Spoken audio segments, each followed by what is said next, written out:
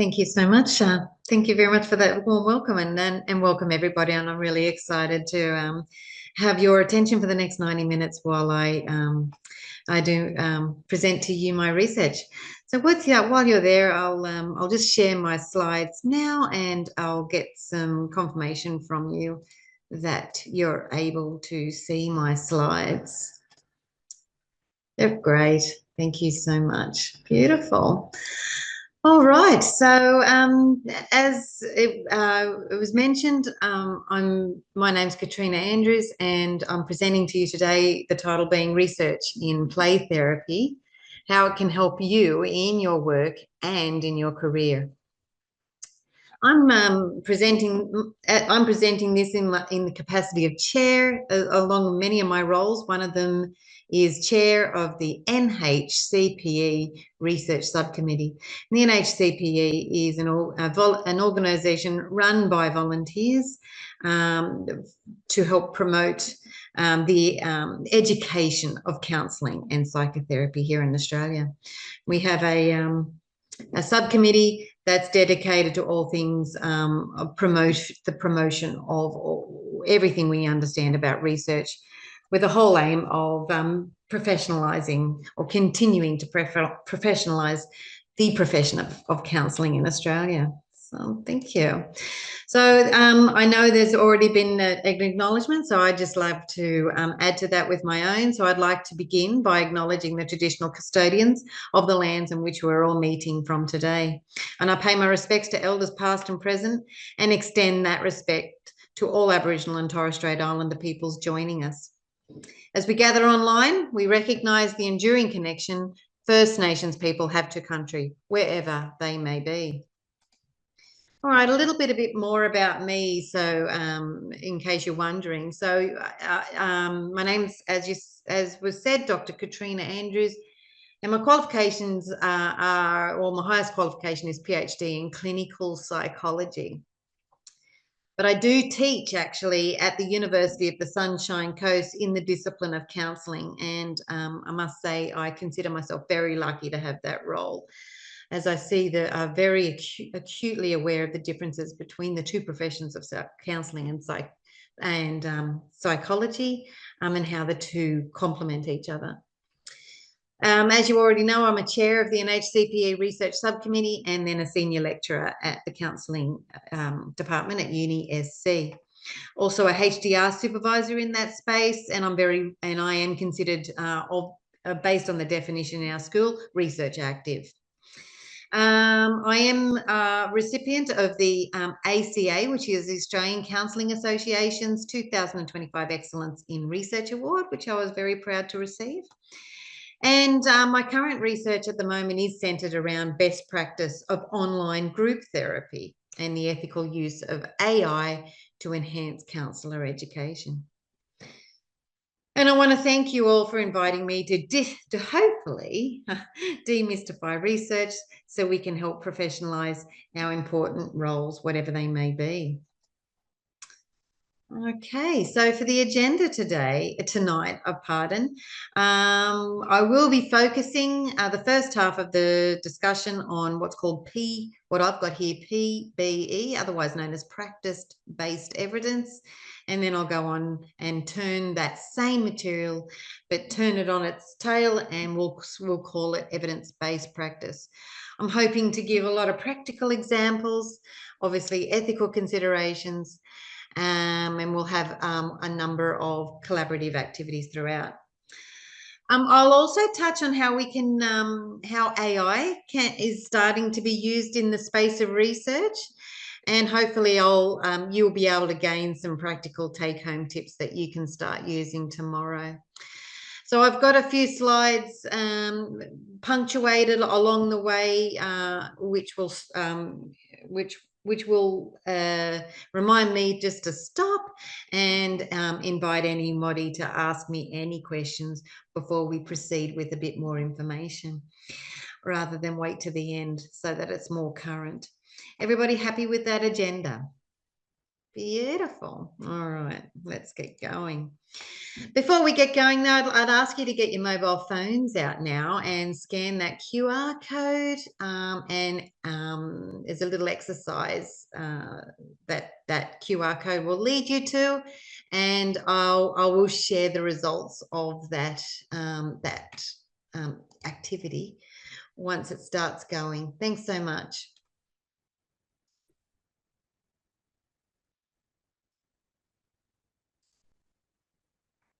Okay.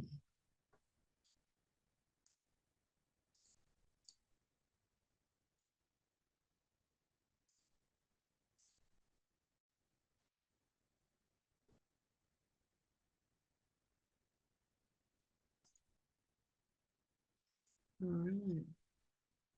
Everybody okay with seeing that QR code and it's leading to a Mentimeter? Brilliant.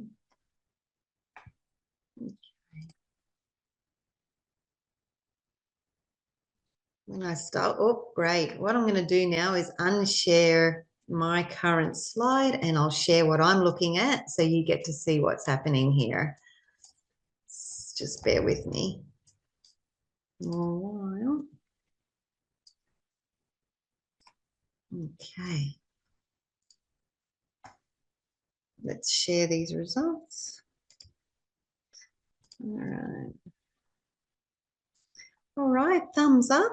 Just someone give me a thumbs up that you can see the results here. Yay, thanks, Jackie.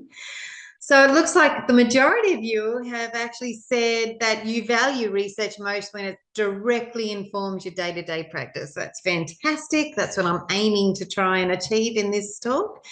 And the second one that you that relates to you or resonates with you is, I believe research should be shaped by what works in real world practice. Beautiful. And that's exactly the type of research that practitioners do. This is closely followed by, I feel confident finding and applying research in my therapeutic work. That's excellent. So what you'll find is a lot of the things I'll talk about today will reinforce and maybe hopefully update some of your confidence in applying research in your therapeutic work. My clinical experience often provides more insight than formal research. That's great, excellent, and I can show you how your clinical experience can actually contribute to that formal research. And then finally, research often feels disconnected. Glad to hear, I'm glad to see that that one's the lowest. Yeah, so excellent. So I value research most when it directly informs my day-to-day practice. I'm really glad to hear that, and I hope my examples today very much speak to that value that you've highlighted there as being the most important. Thank you for that. So what I'll do is I'll just get rid of that slide again and we'll move back to my slides. Thank you. All right, I'm guessing we're back on board. So thank you for doing that. So now the first half, as I said, is we're going to be talking about practice-based evidence, what I put on that agenda slide as PBE, or as one of my papers referred to it as collecting robust evidence that demonstrates that what you are doing in the playroom is working. And I'm going to stress the word robust evidence, and we'll talk about more about that.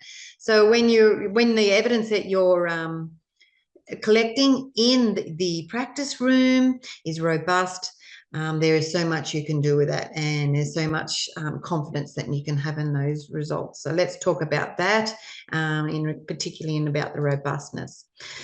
So according to Castanguay 23, what exactly is practice-based evidence? He says it's the systematic collection and analysis of data generated during routine clinical practice to understand the effectiveness of interventions and improve client outcomes. It focuses on real-world data and feedback from patients to refine treatment approaches and tailor them to their individual needs, which is exactly speaking to the first value that you highlighted earlier. All right. So how do we do it? Why do we bother? Which is a very good slide. Why do we bother with practice-based evidence? It's quite a number of points here that I might want to elucidate as we go. But first of all, it enriches our knowledge about actual treatment outcomes in routine care. Practice-based evidence, and I'll call it PBE from now on. PBE studies provide data on how the therapy performs in the real-world setting, which is essential for understanding its effectiveness beyond the controlled trials, which tend to be in laboratories and not real-world.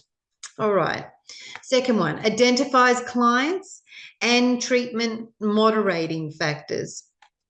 So PBE does help therapists understand what factors are specific to patients and treatments, influence outcomes in day-to-day practice. It also elucidates contextual factors. So these sorts of studies, the practice-based evidence studies, can reveal the significance of the broader environment and conditions that determine or influence treatment results, which are often overlooked in the more controlled settings within laboratory sorts of research. PBE also addresses issues that are not easily handled by those randomized studies. For example, it can explore those complex issues with a wider range of variables that are often constrained in those randomized controlled trials, which therefore provide a more comprehensive understanding of the research question under investigation. PBE tends to reveal larger therapist effects than those that are reported in the more robust research or the more controlled research. So practice-based evidence studies actually indicate that the therapist impact on outcomes is often greater in the naturalistic settings, around 7% actually, compared to more controlled efficacy trials, which consistently finds that a therapist impact is around 3%. So it's obviously research in the more naturalistic setting very much highlights or captures the impact that the therapist has on therapy outcomes. All right, and it's notable that this effect is actually more pronounced when patients who have higher initial symptom severity. Again, findings that you don't find in the more robust randomized controlled trials. PBE can investigate complex patient problems that's not well captured in randomized trials. So PBE is very well suited for studying patients with diverse and complex combinations of psychiatric, relational, and social problems, which often differ from the more homogeneous samples that we often find in RCTs or randomized controlled trials. Practice-based evidence can examine varying treatment lengths, and this is again different from the more prescribed lengths in manuals for randomized controlled trials. But as in practice-based evidence studies can provide information on how treatment length naturally varies and what is needed for symptom improvement, aligning more with the good enough model of change rather than the more cookbook style. PBE studies often underrepresent. Practice-based evidence studies often report on underrepresented treatments and/or populations, which is important. So it can provide empirical data on the treatments that are frequently used in routine therapy, but are rarely or never subjected to systematic trials, thereby broadening the scientific base of psychological therapies. PBE also identifies service effects. It allows for the investigation of differences in patient outcomes between various service delivery units, including the quality and extent of treatment delivery and the significance of organisational structures. And finally, PBE does help with your own professional development. All right, so a lot of information there, but there's a lot, the main thing I wanted to highlight was there is a lot of benefits to practice-based evidence that cannot be captured in the published evidence-based practice research, which is why this needs to be promoted. There are, despite the fact that practice-based evidence is often not published or disseminated and is often used for your own professional practice, etc., and professional development, there are still ethical considerations. And that includes, particularly with your clients, that if you're going to collect data from them, informed consent is absolutely essential in this arena, letting the clients know what sort of data is being collected and how the data is going to be used, where it's going to be stored, etc., just like you would be doing if you were doing a randomized control study.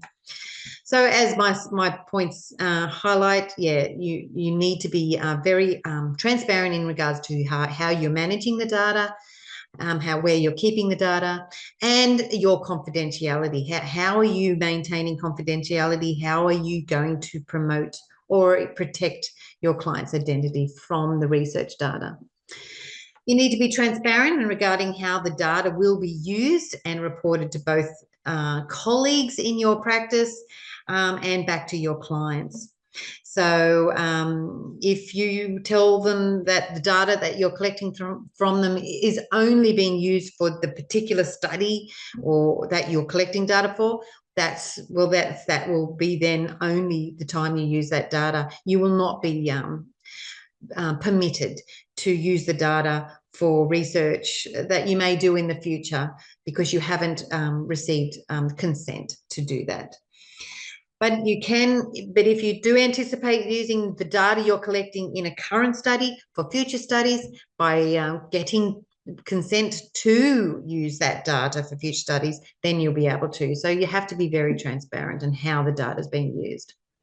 If you are absolutely using scales to collect data in the more quantitative style of research, make sure those scales are definitely appropriate for the age group and the population, so that you're not wasting their time and not collecting data that you can't use later on. And I do talk about some of those scales further in this hour. Where possible, I do recommend arm's length collection, and to minimize any sort of bias or researcher effects on the collection of data. All right. So yeah, so even though you're not getting an ethic approval to collect data, that doesn't mean there's no ethical considerations, and these are the main ones that you need to consider. All right.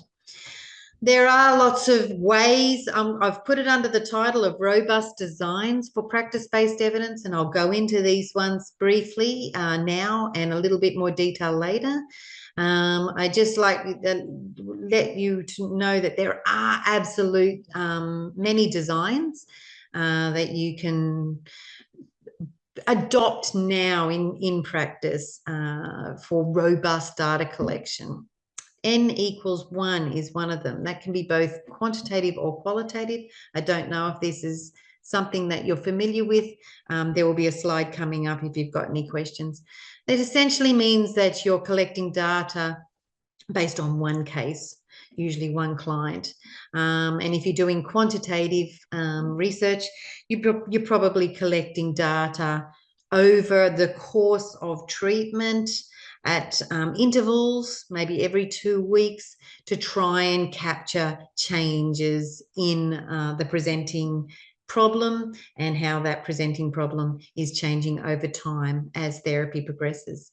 So that's an N=1. And like I was saying earlier, you'd be very transparent in the scales that you're using to collect that data, and very systematic in the way that you collect data. So if you have a particular scale, you'll only use that one scale throughout the various data points of data collection. And you will do it the same way. So if you choose to collect that data by a follow-up email after therapy, you'll do it that exact way each time you collect data. If you do it at the end of the session by pen and paper, that's the exact same way you'll do it every time. So you stick to one method of data collection and stick with that throughout. You may even choose to do a follow-up in the N=1 every 2 weeks until the end of therapy, and then some follow-up And that's absolutely fine as long as the client is aware that that's what's happening. So that's N equals 1. And it can be applied to any variable you're considering.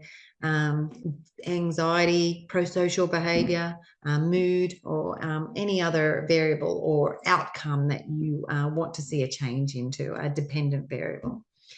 So that's the N equals 1.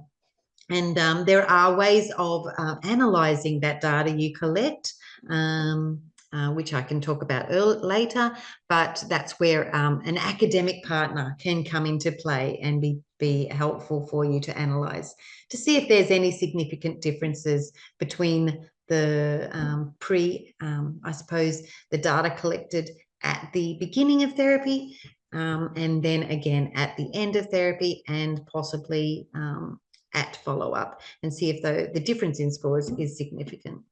And that very much leads into the pre-post design. I've said here that is very much, you measure a variable at the beginning and then again at the end, not necessarily sequentially like you do in an N equals 1, but again, it's done with a standardized scale, if it's quantitative, or if it's qualitative, standard qualitative open questions, and at the end of therapy, and again at follow-up. And again, there is statistics that if it's quantitative, there is statistics that you can employ to analyze if the difference in scores is considered significant, and an academic partner can help you with that. And that's very robust. Again, like I said, in N equals 1, same scale, and being very systematic in the way you collect the data at the pre and post points and at follow-up, so that there's no differences that may account for difference in scores. Everything has to be very systematic.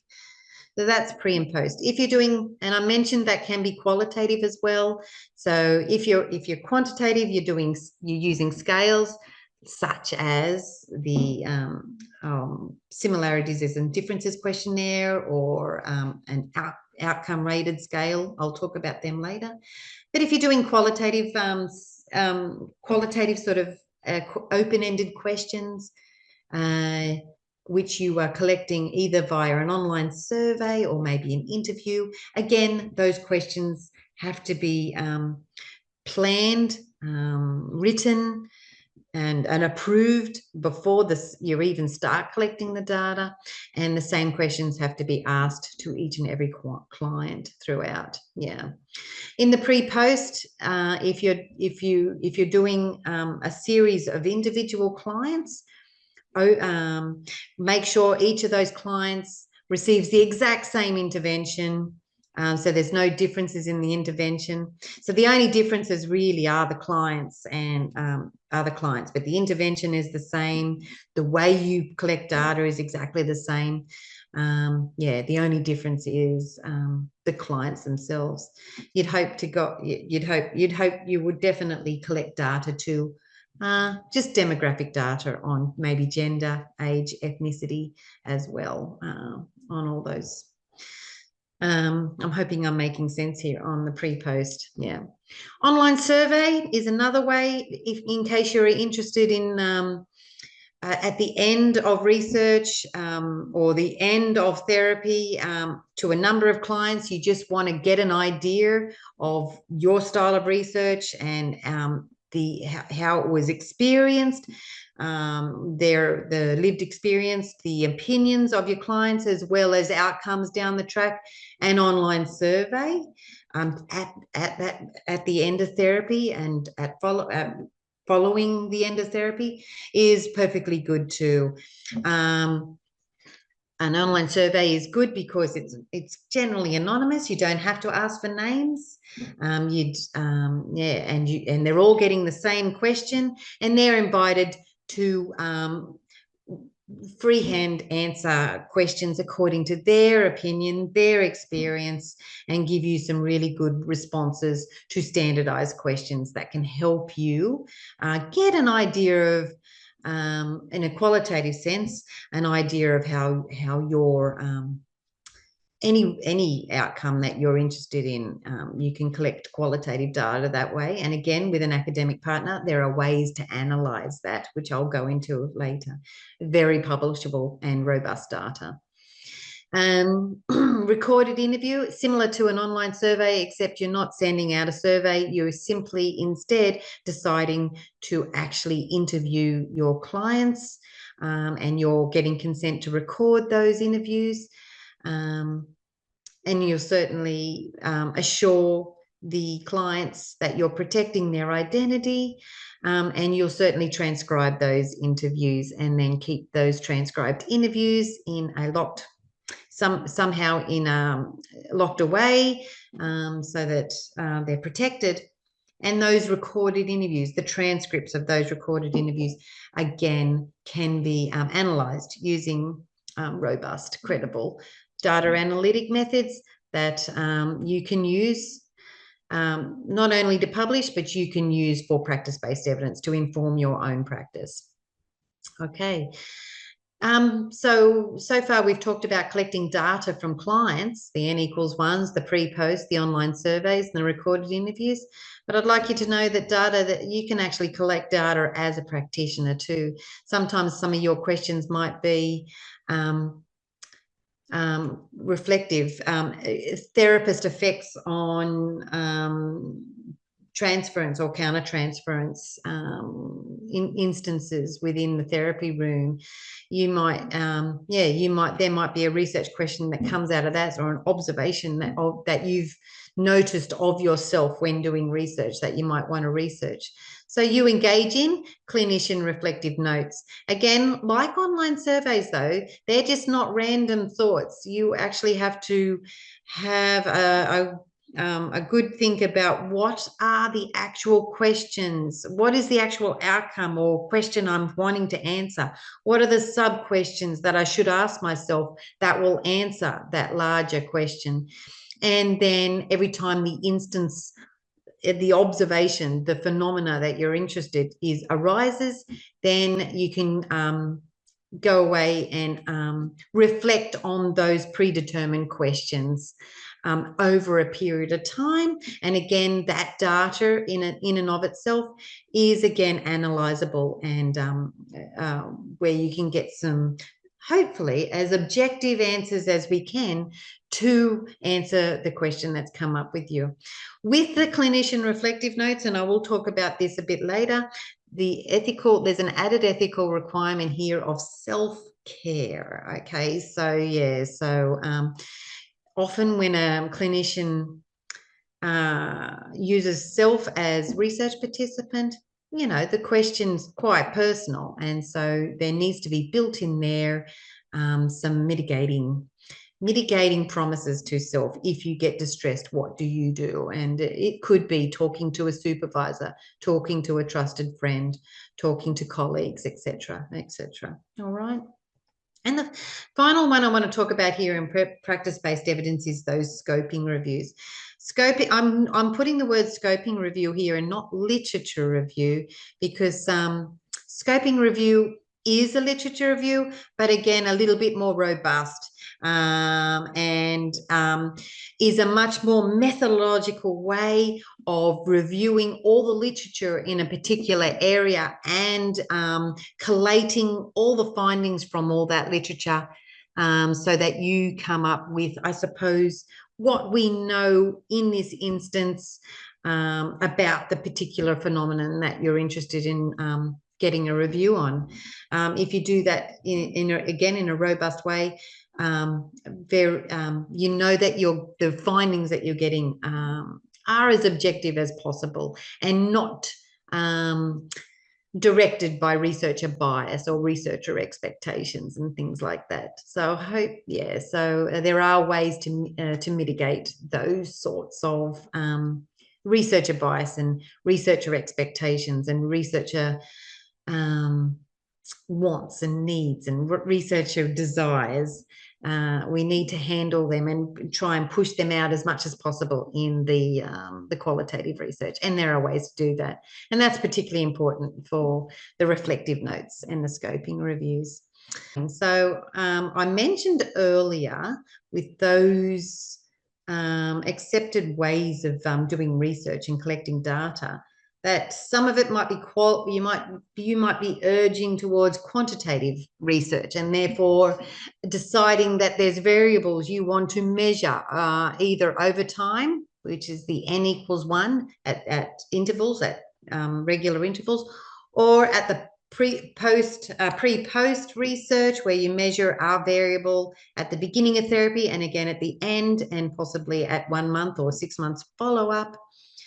And the other research, so the n=1, I'm just going to go back and find the other. Yeah, they're the mainly quantitative ones. I'll go back. I would recommend. So this is, I suppose, this slide is slightly influenced from my background, which I will declare now, that I recommend the ones up here that are more observational. They're less diagnostic, because although psychologists are in the business of diagnosing when asked to, we don't use these tools to diagnose in this space. It's more to observe a variable. So the common ones, and I like these because they're very, very simple. I would do the child outcome rating scale or the child session rating scale. That you can, the other ones these are the same. That's a young children's outcome rating scale and the young child session rating scale, which are simply questions, about 4 questions per scale, asking the participant to rate how they enjoyed the session, how much they got out of the session, etc., from a scale of 1 to 10. It's simple as that, and no more or no less.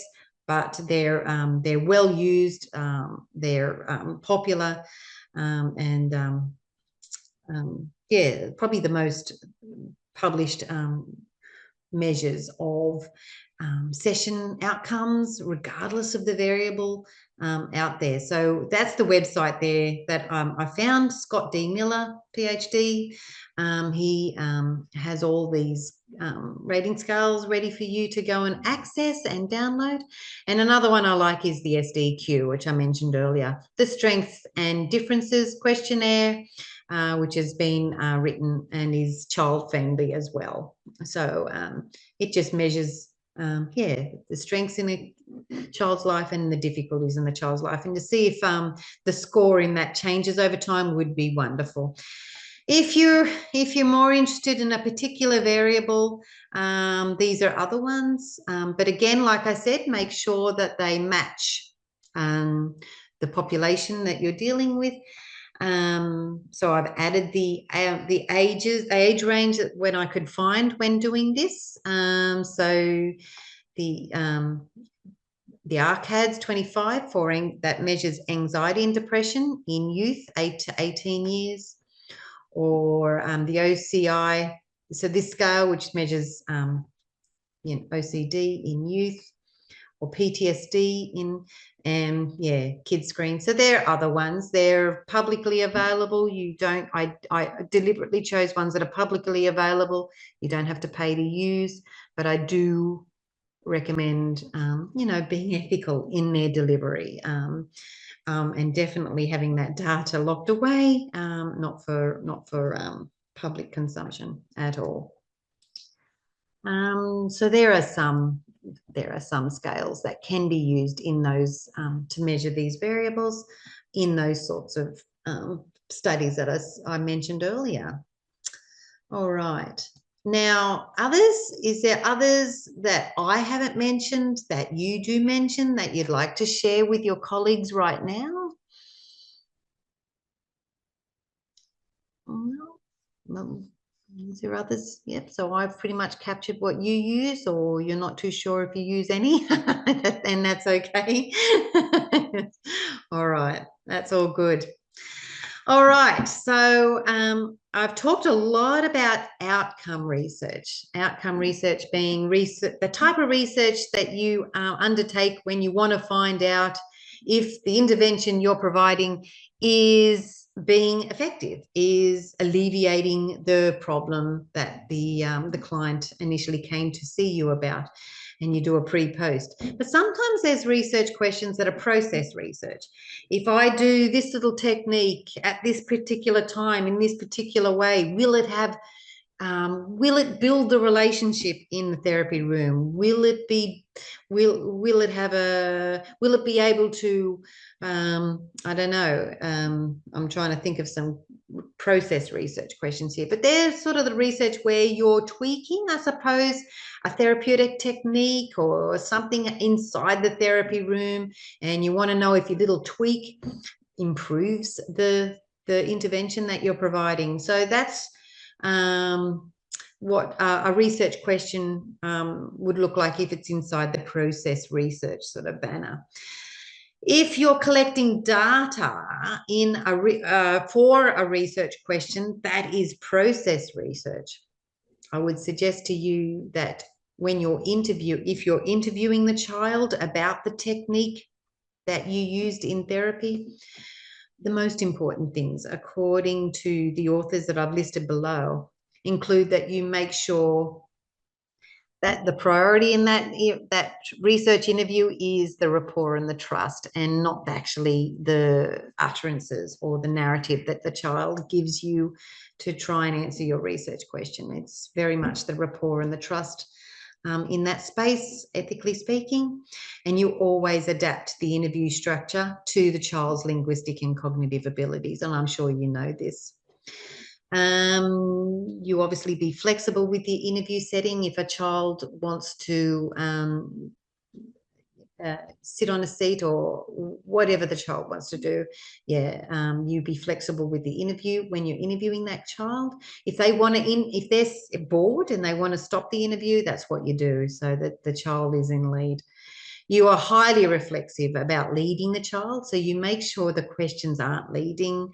They're probably just one question, not double-barreled questions, and they're not leading. It's instead of saying, how much did you enjoy that technique, which is a leading question, you might ask something like, when I did this, what happened? What did you think about when I did this? So that's a question that you're letting the child answer it truthfully without talking about how much they enjoyed it, so to speak.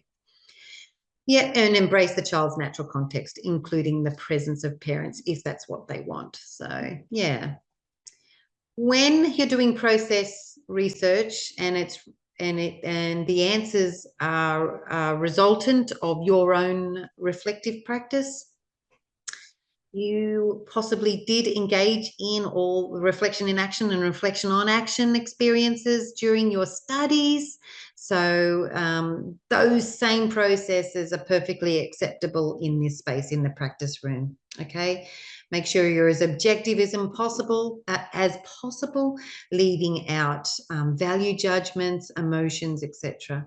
But do acknowledge the subjectivity. In other words, do acknowledge, okay, this is my background, this is my qualifications, this is how many years experience, and all of that may be influencing my reflections that I'm doing on action.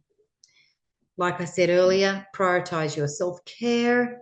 And if you want a contemporary example of the use of AI to help you in collecting reflective data in your reflective practice, refer to that Lewis et al. 2024 paper, which the full citation is on the last slide. Yeah, and I will talk about AI and how AI can be used to help you collect your own reflections later on. All right, so there's just some little hints about that, and hints for if you're doing scoping reviews. Like I said, this is sort of like a more robust version of a literature review. Go to a website called Prisma, statement.org, which gives you all a dot point, the guidelines that you follow to do a scoping review. It's almost like a menu, and it makes doing a scoping review so much easier. There is a piece of software out there that will guide you in a scoping review called Covidence.org, all right, called Covidence. And again, that's intuitive. If you register in that, and it's free, it will also help you in analyzing, storing your papers and analyzing your papers. Even doing a content analysis on there, not necessarily what I call a thematic synthesis, but yeah, it can do some really good stuff in there for you, as well as helping you come up with a flow chart of how you found the papers and why you found the papers and why some papers were rejected from your scoping review, etc. Always, please do not be afraid to find an academic colleague that might be able to assist you in this space. If that academic colleague says to you, what's a scoping review? I would suggest finding another academic colleague. They should know all this stuff. Yeah, so yeah, and then an academic colleague. Of course, if an academic colleague, you do enlist an academic colleague to help you, obviously expect to put them on the author list if you do publish, since they are helping you in that space, but you would be the first author. All right, and I'll talk a bit more about that later. Now, I did talk to you. There is AI. I don't know. I'm not too sure what the energy in this room is about AI. I'm going to be transparent with you. I don't think we need... I'm not a hater of AI. I'm actually curious about AI. I believe AI does not replace humans nor practitioners, but it can possibly make our jobs better. Yeah. Obviously, we're aware of AI, its limitations, and how to use it ethically. And when we understand all that, AI can be a beautiful partner for us. With that said, there is AI tools that you can use in your practice-based evidence. I know I've listed Google Scholar here, and Google Scholar's been here forever. But I do consider it quite a sophisticated tool, and one that I always go to when I'm researching for literature. There are other databases, but Google Scholar is always the first one. I will talk about other databases. I don't know if you're familiar with a thing called Notebook LM. Anybody hands up? Highly recommend Notebook LM. If you Google that, and become a member of that, free again. It's a beautiful piece of AI. If you find papers, you've got a research question and you found literature related to your research question, so you can do a critical review or find what's the latest known in this area, and you've downloaded those found papers into your computer, you can go then to Notebook LM and upload those papers into Notebook. And then ask Notebook LM, can you please write a literature review about this topic, only referring to the papers that I've uploaded into you? It will do so. It will actually then go away, look at the papers you've uploaded, and then write a literature review for you. All right, absolutely. But I will say to you, your human eye, you need to read over it and make sure that there are no hallucinations in there. All right, just in case. But yeah, Notebook LM will do that. And I'm going to tell you too, Notebook LM will then turn that literature review into a podcast. Yeah. So yeah, all right. So if you've done some practice-based evidence in your own practice, with some observations, all right, and you want to know the latest and the greatest in this particular area, and you've downloaded the current papers, which means within the last 5 years, You can use Notebook LM to turn all those papers into a podcast to publish on your website, so that the consumer, people who come onto your website, can learn about a particular thing that you deliver in your, in a podcast sort of delivery style thing. So you certainly declare on your website or wherever you put this, that this is an AI generated podcast. But yeah, you can do that. Yeah. Skyspace. I cannot promote enough Skyspace. Again, Skyspace is AI, and it does all your research. It will find papers for you, write literature reviews for you, etc., etc., etc. So yeah, Skyspace is another one to go to.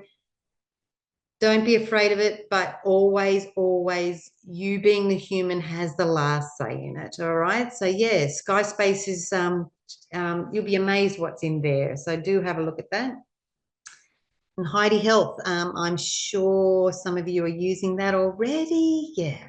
So in regards to your case notes, your client case notes, obviously Heidi Health do that.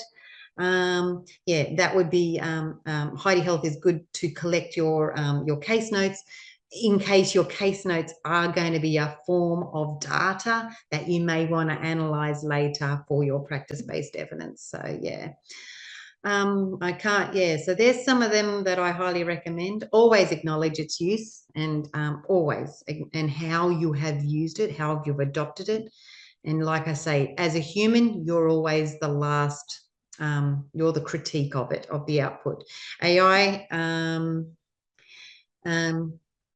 oh yes, the NB I've got here is if you use free versions or versions that are free, like just ChatGPT, where you can just go in there without even registering, be aware that anything you put in there is going to teach the model. All right. So if you put sensitive information in there, you're basically giving it to the model for the whole world to access. So I would say if you've got an agent, if you work for an agency that that pays for an AI generative AI tool, use that, because if you're paying for a version, it's likely the public model is not being taught by it. Okay, so your sensitive information stays inside. So yeah, I'm just saying that so that you're aware that if you use a free one, your information is not going to be private, and it'll be used to train the AI. So try to use the ones endorsed by your organization or ones that you pay for yourself.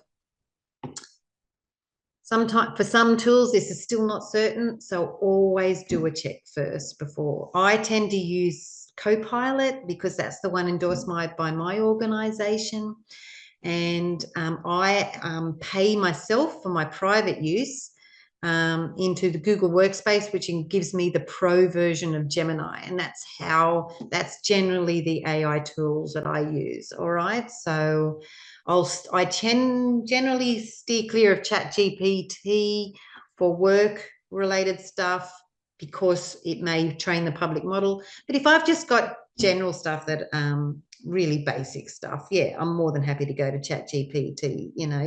Just summarize how to brush my teeth or something like that. It's not going to bother me. Yeah, so yeah, so and if you can, I highly recommend doing courses on becoming a prompt engineer or knowing how to write prompts to get the most out of out of the generative AI tools. That's always a useful skill to have going forward. Yeah. All right. So any questions on how AI can assist you in this space at this point in time? Hi, it's Lisa here from Brisbane. Hey, Lisa. Hi, I just you said to consider becoming a prompt. What was the end part of that? Yeah, prompt engineer. Engineer. Yep. Thank I you. know it sounds fancy, but it simply means knowing how to ask chat a generative AI tool how to fashion the question, I suppose, to get the Yeah, most out of it. Yeah, yeah. yeah, yeah. What context to give it, etc. Yeah. Okay. So Yeah, and the more practice you have at that, the better you get at it. Yeah, Yeah, yeah. okay. I do have another question, but I don't know if this is the best time to talk about it. But um, I I'm a developmental guidance officer. Hmm. So I use play therapy with my clients, but I also am in charge of running all the social emotional groups and everything. And we always use evidence-based approach, Hmm. researched Of course. tools, but most of them don't have a pre and post survey. And I've tried to make my own. So I don't know if you're going to look at that later. I'm happy to come back Yeah. to that, but I'm just curious about what I should look for to make my own. Yeah, lovely question, Lisa. Yeah, please, can we bookmark that one and cover Yep, that at the end? Yeah, yep, yep, making. Yeah, I really do want to get onto that one later on. Beautiful. Thanks, sure. Lisa. Yeah. Thank you. All right, databases. Just, So, oh, oh, sorry. there's a question. Yeah. Yes. On the the two generative, the notebook and the size space, when you're creating or asking them to create the literature review for you, Mm. do they, I don't know, maybe it's a blunt question, probably Ah, obviously do, but if you ask them to cite it in the APA style, it'll do it, right? that's a really good question. No, generally, I find that generative AI tends to just to put little numbers corresponding to the Numbers. papers that you've uploaded into it. So you will Okay, have to, yeah, put your citations in yourself. Good question, Antonia. Yeah, yeah, yeah. thank you. Pleasure. Yeah, yeah. Any more questions before we progress? Beautiful. All right. I did mention that there are databases. I'm putting this one in because in the olden days, if you weren't a university student or a staff member at a university, generally you had no access to research, which was to me stupid, and obviously to the world is now stupid. You know, with the growth of open access. You know, why should we do research if people don't have access to it unless they're prepared to pay a handsome sum of money, which is ridiculous. Luckily, that's no longer the case. And here is a list of databases that you have access to as a public member that can inform your literature reviews, and being an evidence-based practitioner and wanting to find what's the latest in a particular area. Obviously, on top is Google Scholar. It's my favorite. It's always there. Go to Google Scholar. Another one is Semantic Scholar. Another one is DOAJ. You probably that the Directory of Open Access Journals. Please go to that one as well as DOAB, the Directory of Open Access Books. All right, that's all free for you to access right now. And another one is core.ac.uk. So there are databases out there now that can keep you informed on the latest and the greatest in your practice without you having to spend a pretty penny to get behind paywalls of journals, etc. So yeah, be aware of that. All right. What can you do? So you've collected data. You're not necessarily have published it or written it up in a way to be publishable, but you've collected data in a robust way. What can you do with that data? I can tell you, your professional association, will welcome an article or in their newsletter that if you write it up of your experience of a particular thing that you've collected data on, you can publish. Yeah, so you can publish it in the newsletter of your professional association. You can, with the help of AI or an academic colleague, you can write it up in a way like a flyer or an information page on your website to document that what you're doing is working, and here's the proof. Look at this data. You can use it to, in your advertising to promote your agency. You can go to conferences and present at conferences related to your profession. And let your colleagues know what you're doing and what you found and the implications of your findings. Or simply inside your agency, use the data for quality improvement initiatives. Ask for a pay rise. Things like that. So that's at this point in the stage, without publishing all that data, there is so many things that you can do with that data that will benefit you as a practitioner. Or what I say, there's two versions of this, which I'll go into. Being an informed practitioner by systematically applying the most current knowledge and skills arrived at using accepted research methods, and the creation of credible findings based on systematically applied research methodology that has been approved by a registered board of ethics. All right. So that's the evidence-based practice side. So it's a little bit different from practice-based evidence, which we've just talked about. We're talking more about creating new knowledge in your profession using systematic and applied research methodology, or using that research to inform your practice already. So according to one of the papers, what exactly is evidence-based practice? This is, as I said, the creation of new understanding based on ethically approved and accepted data collection methods, data analytic methods, and manuscript preparation methods. And it has been scrutinised by peers. Generally, the training ground of that definition is a PhD. That's basically what a PhD shows you to do. However, I'm not sitting here speaking doing a PhD, but what I am saying is you can partner with a peer, a friend who does have a PhD, who will be able to help you maybe turn the data you've collected as part of your routine practice, turn that into evidence-based practice by applying these accepted data collection methods, data analytic methods, manuscript preparation methods within an ethically approved project that's been scrutinised by peers. All right. Why bother with evidence-based practice? Good question. All right.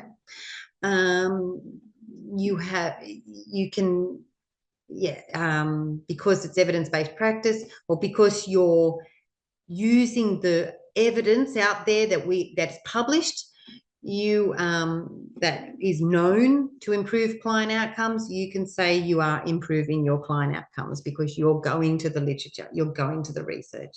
You're not just flying by the seat of your pants, so to speak. Not saying that that's not going to create good outcomes. I'm just talking about evidence-based practice.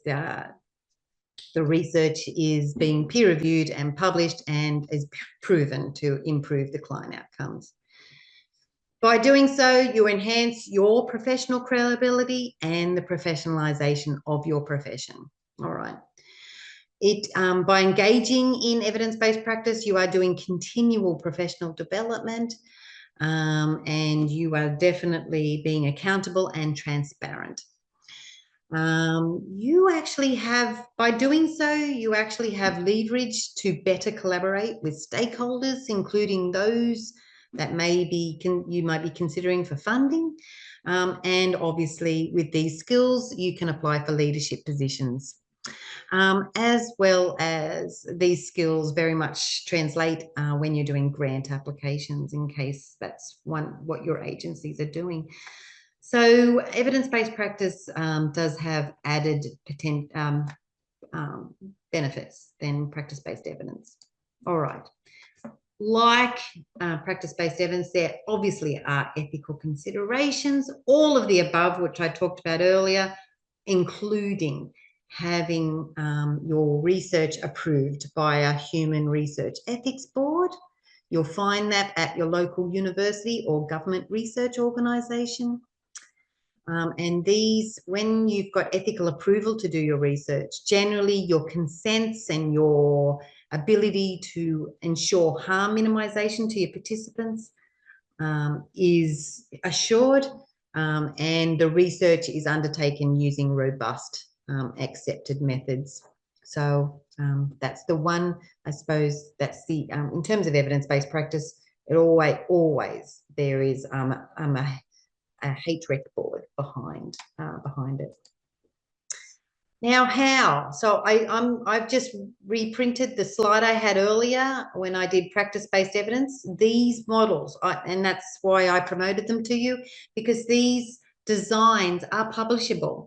They absolutely are publishable. These are publishable, accepted research designs. So if you're going to, basically my response here is, if you're going to collect data in your everyday practice, you may as well do it in a robust way so that you can do something with the findings, and that the findings are trusted and robust and credible. So all of the things I talked about earlier are exactly the same methods that are accepted when you want to publish. Yeah. All right. So I'm going to go into these again, and maybe in a little bit more detail. So n equals 1 again, as I said, in the quantitative world, where you're collecting numbers to represent your data, they're generally called single participant design case study, where you're systematically collecting case notes over as the therapy goes, and possibly doing therapist reflections in order to do a case study, a thorough case study. You may even do a bit of both. You might be doing quantitative scale, collecting data from scales periodically, as well as looking at your case notes all in one. That's called mixed methods, and that's certainly another n equals 1. And it applies both to outcome research, is it effective if I do this, versus process research. If I do this little tweak in my research, what would be the effect of that, Yes, ethical approval is needed in any sort of n equals 1. So you will need client consent to use the collected data for publication. You will need to protect the identity of that client, and you will need HREC, an ethical board approval. That's n equals 1. So pre-posts, they're generally outcome questions only. The process research doesn't really lend itself to the pre-post design. So that's more, is this intervention effective on this population, so to speak? Data can be collected on a number of participants over time at pre and post, who only meet the inclusion criteria. That is the criteria that you've set up that defines the type of population that you're testing. Generally, there will be a follow-up, a 6-month follow-up data collection point as well, to see if the effects of your intervention has maintained over time. And the scales I would recommend at the pre-post and follow-up would be either or the ORS, the SRS, or the SDQ, as I talked earlier. And it generally lends itself to quantitative research. And like all research, yes, you need a partner, an academic partner, who will do the ethics application for you to get it approved. The online survey and the recorded interviews, that lends itself to both the outcome style research, so such as what is the lived experience of participating in, or did participating in this type of therapy assist with your anxiety, for instance, or the process research. Questions like, what was the experience of this particular technique when in the therapy process? So those sorts of questions can be answered with online survey and recorded interviews. Like I said earlier, you make sure the questions are, particularly in the qualitative space, the questions are predetermined, non-leading, and not double-barreled. And they definitely are only questions that will answer the research question. And yes, like all of them, ethics approval is required. Autoethnography, that's not a word that you've come up with before, but that's those clinical reflection sort of research where a clinician uses self as participant and reflects on self and uses those reflections to answer a research question. That actual research is called an autoethnography. And the practitioner systematically reflects on their own practice and uses that data to answer a research question. It's generally qualitative research, and it's generally in the process research space. You know, what is the effects of this technique on my, you know, on my rapport building skills or something like that. I think I've got an example here. How is my personal experience of vulnerability shaped my therapeutic presence and relational approach when I'm undertaking child-centered play therapy? Those sorts of questions can be answered using an autoethnography. Yeah, and yes, even though you were the participant, even though you're not collecting data from anybody else, would you believe, yes, you still do know you have to get an ethics board approval. So yes, you do need your academic partner, because the board is interested in how you are going to self-care and how you are going to mitigate distress on yourself. So yes, you still do have to do that. Scoping reviews, I've talked about this. So this is a much more robust type of literature review. No, in this case, you do not have to have an ethics approval for this one because no humans were harmed in the process. So it's just papers. So yes, you can go to the published and grey literature.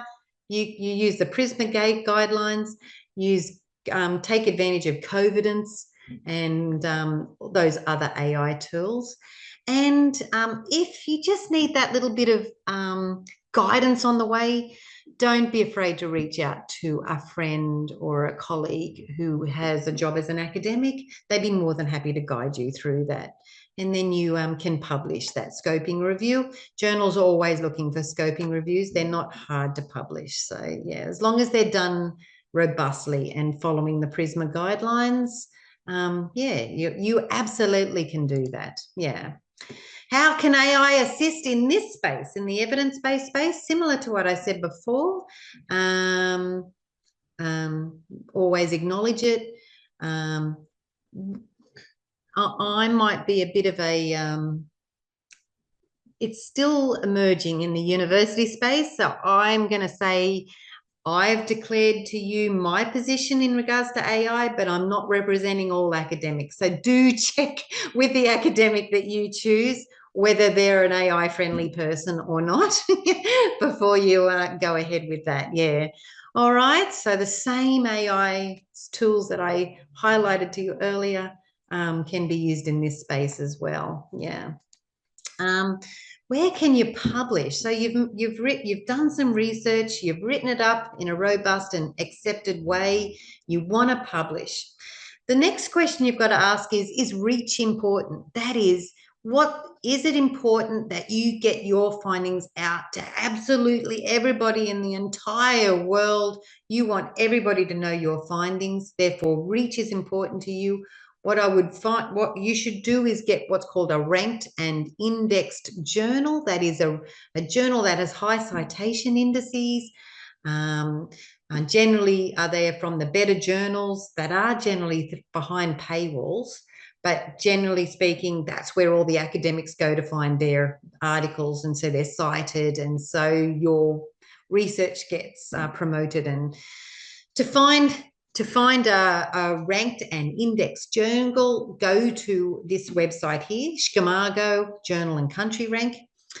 Put in the name of the journal you're interested in and find how it's ranked. What you're looking for is it'll rank the journal from Q1 through to Q4. Generally speaking, if you want reach, you should aim for a journal that's either Q1 or Q2, all right? The 3s and 4s aren't cited as much, and they're probably lower they generally might be seen as less robust publication houses. So do try and go to the Q1s and Q2 journals for reach. However, if you're more interested in supporting your local profession in Australia and you want to promote your profession in Australia, I would highly recommend promoting the Australian journals. And unfortunately, they're not in the same box yet. Australian journals, we are like, except in psychology, the Australian journals tend not to be highly ranked, but where it's important for us to publish in them to try and push them up so they will become ranked. So it's a bit of a game we're playing in Australia at the moment. In counselling, if you're a counsellor, you might want to consider PACJA or ACR, the Psychotherapy and Counselling Journal of Australia, or the Australian Counselling Research Journal. If you're a psychologist, I would consider, given we're in the play therapy space, I would consider the Educational and Developmental Psychologist Journal. I do think that's a ranked journal because most psychology journals are. The other one is the Australian Journal of Psychology. If you're a social worker, I'd go to the Journal of Australian Social Work. And if you're a family therapist, Australian and New Zealand Journal of Family Therapy. I would have found the leading Australian journals in that might be interested in research related to play therapy. All right. Yeah. All right. So what else? If indeed you are doing evidence-based practice, do not keep it in your bottom drawer and leave it hidden from the world. It's important research. You found real new knowledge that needs to be disseminated. So I would suggest to you to publish your findings so that your practitioners, your colleagues all over the world can benefit from your findings. Do consider presenting your findings at a conference. Consider sharing your findings in social media. And when I say social media, LinkedIn and Twitter is probably the main avenues, social media sites that academics tend to share their findings in. Again, that's for reach, okay, to try and get out your findings out to as many people as possible. Use your findings to bolster your own website and put on your resume for sure for leadership roles that you want to go for. Bolster funding applications as well as influence policy. Why not? If you've published in an area that's demonstrated, if you do this, these are the outcomes. Why not influence policy in your area? So that's what your published findings can do. So there's a few more benefits, I suppose, to that evidence-based practice can give you compared to practice-based evidence.